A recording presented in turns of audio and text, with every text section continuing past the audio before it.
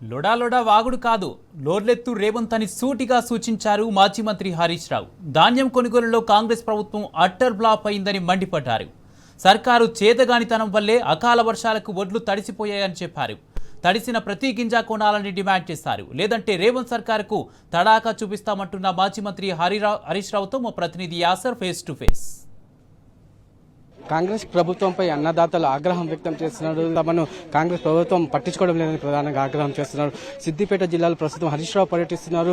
తడిసిన ధాన్యాన్ని ఐకేపీ సెంటర్లో పరిశీలిస్తున్న పరిస్థితి ఉంది. మనం చూడొచ్చు విజువల్స్ లో రైతులతో కలిసి ధాన్యాన్ని పరిశీలిస్తున్నారు.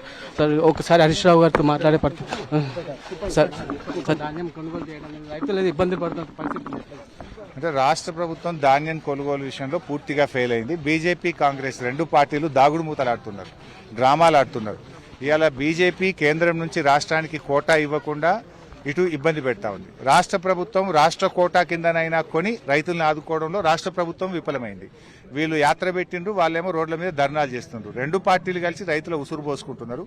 ఇవాళ రాష్ట్ర వ్యాప్తంగా అకాల వర్షాలు పడి బాగా పంటలన్నీ తడిచిపోయి రైతులు తీవ్రమైనటువంటి ఆందోళనలో ఉన్నారు.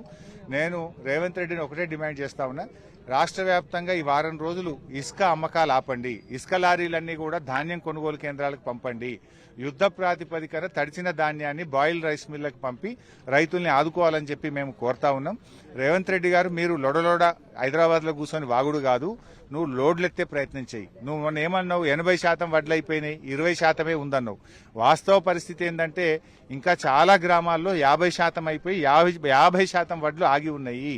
నిన్నటి నుంచి వర్షాలు స్టార్ట్ అయినాయి, రోహిణి కార్తెలో పడ్డము, ఇంకా వర్షాలు ఎక్కువైతాయి, రైతులకు ఇబ్బంది జరుగుతుంది. కనుక జిల్లా అధికారులను రాష్ట్ర అధికారులను స్పెషల్ టీములు పెట్టి ప్రత్యేకమైన డ్రైవ్ పెట్టి రాబోయే 2-3 రోజుల్లో ధాన్యం మొత్తం కూడా ఎత్తాలని చెప్పి ప్రభుత్వాన్ని డిమాండ్ చేస్తున్నారు. గత 15 రోజులుగా అధికారులు మమ్మల్ని పట్టించుకోవడం లేని రైతులు ఆగ్రహం వ్యక్తం చేస్తున్నారు. రైతు అధికారులు మాత్రం ఏమాత్రం చలనం కనిపించడం. రాష్ట్ర వ్యాప్తంగా కూడా ఈ రోజు పంట కొనుగోలు విషయంలో ప్రభుత్వం పూర్తిగా ఫెయిల్ అయిపోయినటువంటి పరిస్థితి ఉంది. అందుకే రైతులు రోడ్లెక్కి రాస్తా రోకోలు చేస్తా ఉన్నారు.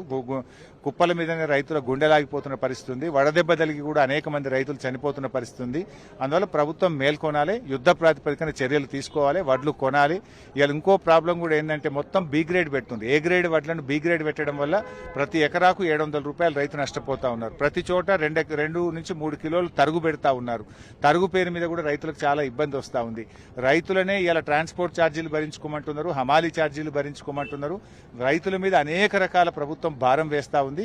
సో ప్రభుత్వం రివ్యూ చేసి ఈ జాగ్రత్తలు తీసుకుని రైతులకు ఇబ్బంది కాకుండా చూడాలి. మొత్తంగా చూసుకున్నట్లయితే ఏదైతే రైతులకు సంబంధించి ధాన్యం కొనుగోలు విషయంలో ప్రభుత్వం చేస్తుంది, తప్పు పని చేస్తుంది. ప్రభుత్వం ధాన్యం కొనుగోలు చేయకుండా రైతులను గోస పెడుతుందని మాజీ మంత్రి హరీష్ రావు చెప్తున్న పరిస్థితి ఉంది. ప్రభుత్వం వెంటనే తడిసిన ధాన్యాన్ని కూడా వెంటనే కొనుగోలు చేయాలి.